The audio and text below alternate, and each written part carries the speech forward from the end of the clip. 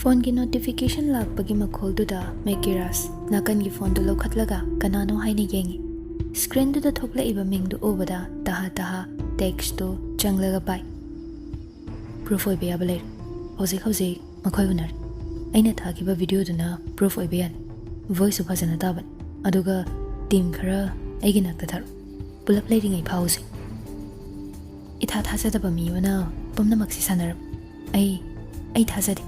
Yaikhom badi supnagi maming oiram. Mekiras text singduda masadu lang takna behengale. Nang hawaroi matagom message to gi reply hale.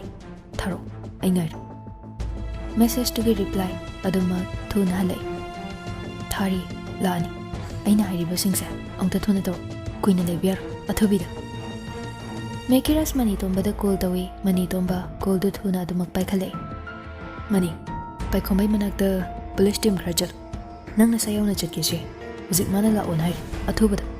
aigi famda proof lay mani tomba wadu tabada makha tadre thoramba gari do mamai fat layraga amuk lai aduga call tawi hello team crash gol ban gi lam team yamalam nupi police yawalo wahai se haraga call do fat ka kre nung phura rom da la ke haina tawbani adubu chatre Mekiras ki waduna hena lure khanduna adom da lai Somda Mekiras video do download tawnaba tawri net khara tapana kuina changkre video do download tawba loiraga taha video do da changlaga yengba hawi nupa ama sofa adomda maning onthoklaga famduna le nupa do gi mangdana Yaikhomba phamlaga le Yaikhomba nupa do da yenglaga kamdau se hairino wase luri nupa do thawa sada mong hada haire aina ngasi phau silakpada keida soiba yaukragi Asuk sangba matamsi aina soidana basilakpa ngakta kishu khangan Yaikhomba tumin lay wa makha tade nupa do churuk machai do chingna mamai onthore aduga famlambado tapna hogatlaga ngaihak hangat handa chatuna le aduga machin de so tapna sol thutlawa mana aingonde ke yendoba room gi light thande mushi to ba maingal macha amatang thali room dugi ventilator dagi nungsagi mangal apikpa amakhak changlakpa duna lori aduna masak tu pakna uba ngamde Yaikhomba tumina famlaga le meeting do nupa do da thamle nupa do musi toba maingal gi manakta tabli makhong do thangle aduga nungsagi mangal khajik phangba adom da changlaktuna leap duna le ising singna mami sami kharadi uba phangle nupa do atai kana sunate Boris haifet chinglap noi aduga magi mari khuding mag aina thalkan mairabana thawaini khanduna leiri office ta aina muthatkan khara mutpa matamduda ipa sabi angang malaktuna mana thatliban masu kuirar Rosni hoigi dudi kamdawa kai butawdino mai matholoi magi so lushinbe matam labani pangsu pangye mama do wai koina hatlo haidana hatpangam wari meam de ngam linine pangdi bani ha pangdi haigi rumoi ba moi krasi leibanan e koina makalamna mai pakna thabak singse tawbangam dise Boris chinbal do haifet chinglaga noi aduga thabaga matawda akoi se amaroi ba mi ngakten raski nupi parihan gi mu makoina aina haiba wa amatang de yaduna aigi tung ilaklibase aigi wahai kharaduda thajariba natrane Yaikhomba famlambadagi tapna hogale raski maramdagi Mekiras ti jail yokre Boris mamai do tapna onthore aduga hoine maso aigi langda thuraban yam wat police oriba mamanaba doctor oriba mamanaba mayamda aina loinama mathang sinthoi baibra kaino adusu ko pheka phet ngandana leidaine ma su loido ba kuidraban kittada nan thokiban thabagama tobada ni ma phawa hatpangamdam adusu thutlaw adudani aina ma thibong pandaban hairaktoise ko phet ka phet ma hinja kisani ke dorge atai lai truck driver du kai thamkrage hanagi makhoi mem leibam du da loin thami fazana hawa pizaduna tham khajikta da chingna khradi mahai nan thokduna chenakrani adugidi matha saununi aina fanaba tawri Boris saurab tawna aduga Aditya haiba minai machaduna achumba chatpa sari ni haidana mairabagi manakta chatlaga haiduki kaina su tawrine adugo yadro atbe adaba miyoi bagini ni aina mabu thamise natradi nahana maru mada loishan bayarban Yaikhom changsinduna sofa da mukpam thakre Boris changsinduna sofa da fam thai aduga table da leiriba heroin packet singdo amamam ta lawduna ye mayam sisu aina ipang pangjaba mekirasta maral namsin kibani Yaikhom so nokfet tawna khumle apaw sadana mama ngaire haina muktana leiriba dunini aduda de khoisu hero sardi ekta sandoini khanduna asing hero salisi Boris chinbal do haifet chinglaga noi aduga heroin packet to hangdokladuna table da thami packet to dagi powder khara chek haiduna thami aduga nakandagi card to lawraga macha khaina amamam khaidoi aduga paper ama konsilaga heroin powder dugi manakta thamlaga chingkhatli aduga nokmi tawraga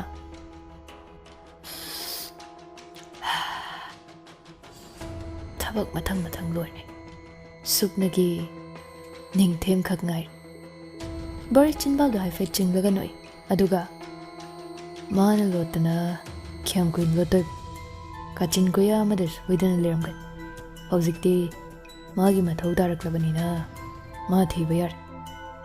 Yaikhom khumde nokfet tawraga lei Boris mamik to urum tawrai aduga mamai ga do makhutuna khazik hotli maron do fari tawraga tawgada thabag yam lei sida ai kuina lebyade ai jalake si haraga fuk hogat ke tawi hogat pado ngamdaduna amuk table da upsile Yaikhom to mena famlaga adumak mong hada lay Boris hogat laga leptuna le asi ma'am se crore gi mathak tangakta chalo athoba da biru jo hoine sigiri nang kashu matha sagan ai daw aduga aina haiba mahira boy gi family pulap thukchin khibasina nangina thaw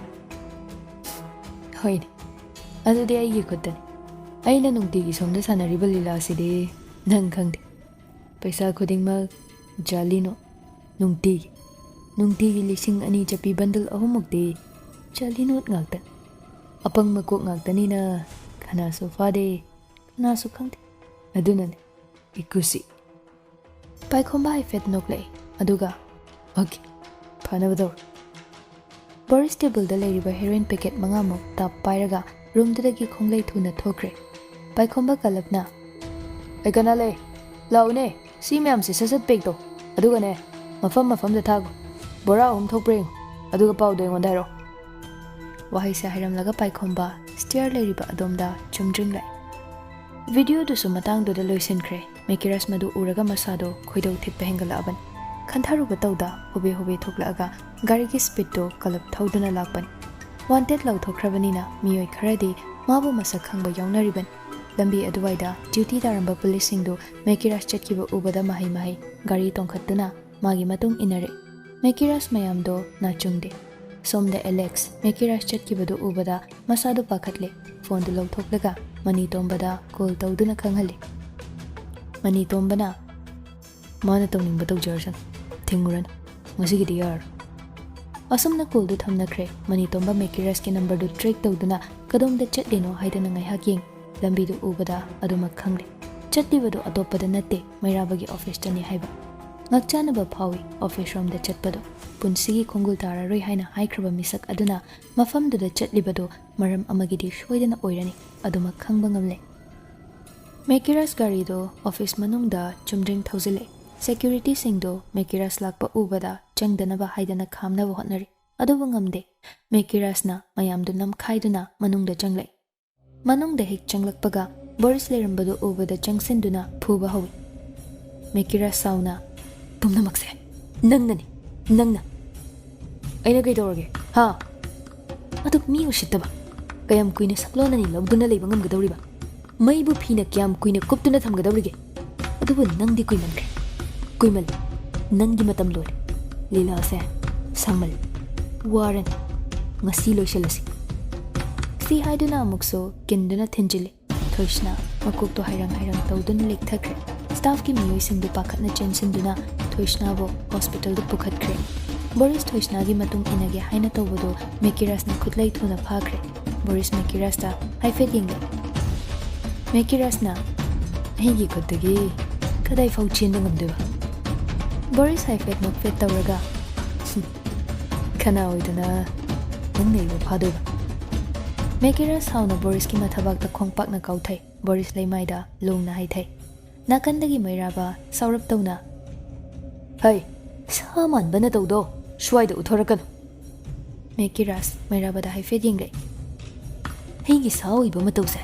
कनानो ओहेनखिगे हा कनानो ओहेनखिगेबा ताकपी तंबिरक्तबगी मचा मालहनगनुको अइदिने लमजासरन अइदि ताकपी तंबिदबा मानबा मतौसे अदुम मोइदोय नत्रो इबुंगो कनागी बुंगो हा कनागी बुंगो no मैराबा Saurabh तौना मचागी मनाक चंगलक्तुना मचागी ममाइदा खुपाकना Thai वारक्तबा मचा तहन मपा अमोइना अइना नंगिदमक करी तौखिदबा यावगे चा ओइबगी नंगबु फनबा हाइदुना ngang lu saklu bagi napa ingonda hanggat na nachin khumli bani ne ha mapa amana macha mabu yam nuksiredi hingna macha bu si hanab adu gi na tawdo macha bu nuksi bagi matawro maira wa handa mukti khumlakte wa haidu da matang du da ma khumpham leitre aina tawri ba thabak mayam si na khoi mayam gi phanaba natro ha na khoi mayam gi phanaba natraba मेकिरास वहाई से हायरगमा P इरा खजिक चेले अदो वहाईने सिंगना फाजिंदुना वादो मखा अमुक तारे अबे अइगे नाइतोम साजबी इचन नुपीदो बुंग अइने याम नुंगसिजै मागी दमक्ता अइ थवाई फाव थाबा ngamगनि मयामसे इशाने याना कथोखलगा इचनगी दमक्ता हाइदुना वाबा मयामसे खांगलगा इहातपा मिंगथोलसी इशाने याना फंगजरिबनि इचन मफमरा खंगदना मसादो लेताफम खंगदना सीखरगा मपुंग मोइना इना कमदौना लेगदौरिगे इचंदो अइगी इचंदो यम वाखरे सीरा फबा मथवाइद लेताफम खंगदना दुमक लेरबनि इना हुजिक तौरिबा मयामसिसो मागिदमा अइगी जनगिदमा तांजादुदा पुलिस खरा लाक्तना मेकिरास बो हैंकफ तौइ मैराबो वाम तंगांगदे तुमिन ले मनी तोंबगी टीमसु लाक्तना ऑफिस मनुंगदा हाथो चंगदे मनी तोंबा लाक्पदुदा लेरमलिबा पुलिस पर्सनल खरादो सैल्यूट तौरे मनी तोंबा मेकिरास ता हाइफेट यिंगले मेकिरास मनी तोंबदा ताहा मनी अइगे फोन पुमना मक्यावबनि मनी तोंबा मेकिरास की मनाक चंगलक्तुना पॉकेटगी फोन दु लौथोय मेकिरासना बोरिस पाव माना बोरिस हे खायरपगा मयामदो इकोइना बोरिस बु थिनरे बोरिस मपा मचा अनीना ngangnaduna leiringai mafamdudagi thokrabani mani tomba ngaglapna boris adi sida manager in pubudo hoini pumnamak manani chalo faru joma chelan be yadi hey chalo masai sigi corner thingnambaduni chalo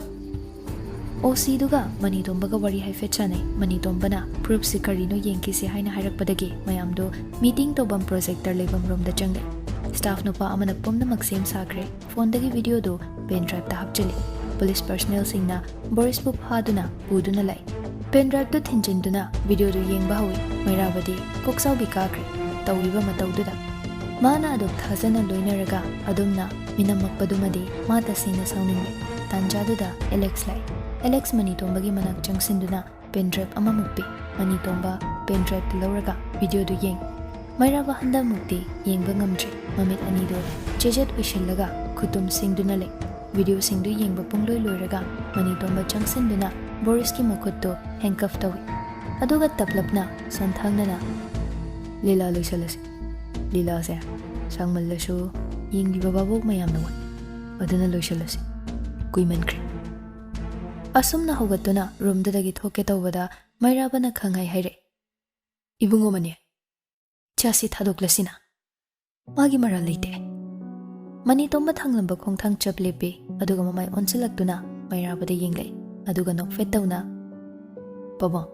मेकिरास लांदे हाइबसे एखोइना खक्तंग खंगलगा लोइसिनबा यार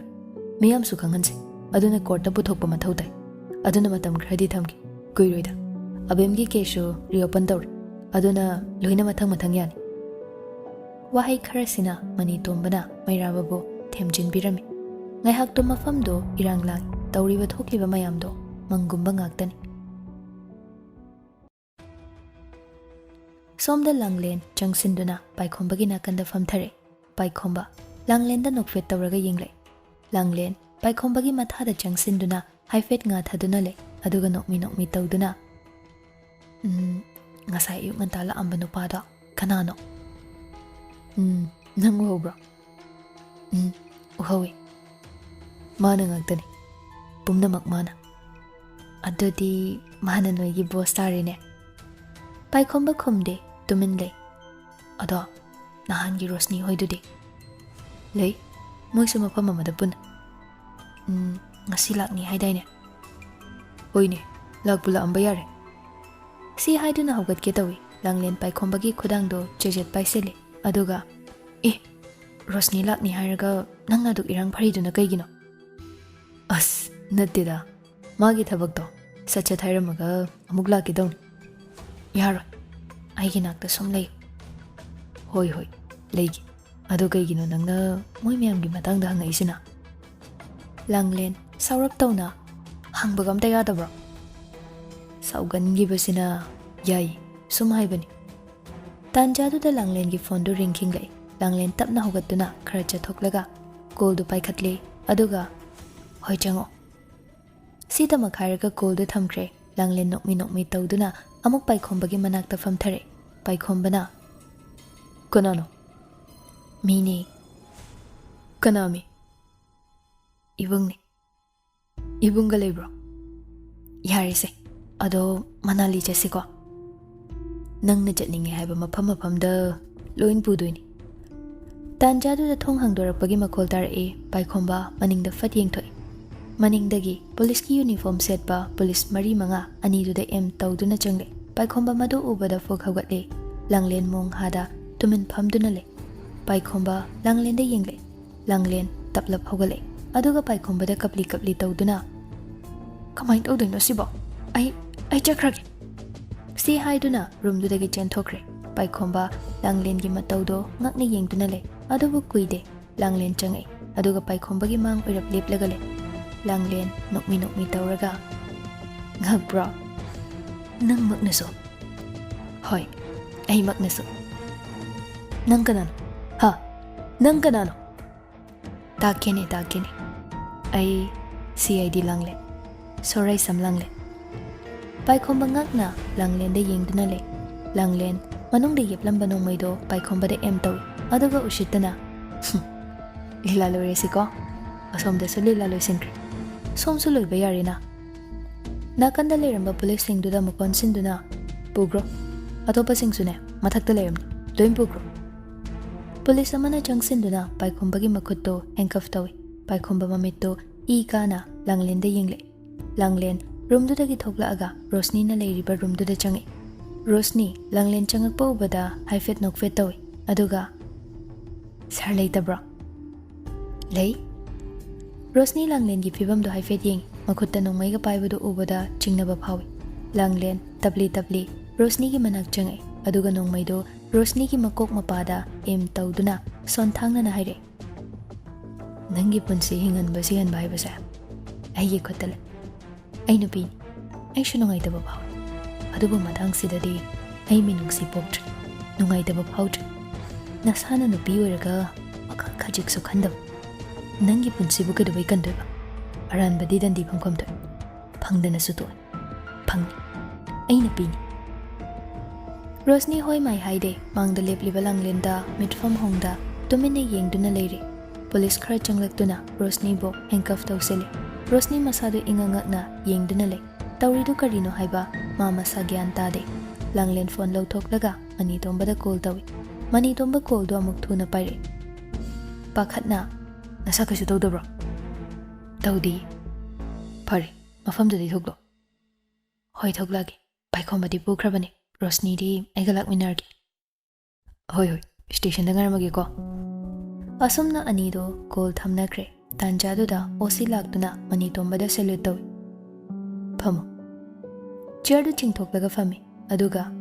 sir hayo anam yam kalli sir haidu yade phubada sidan toni ma si do khradem nungaite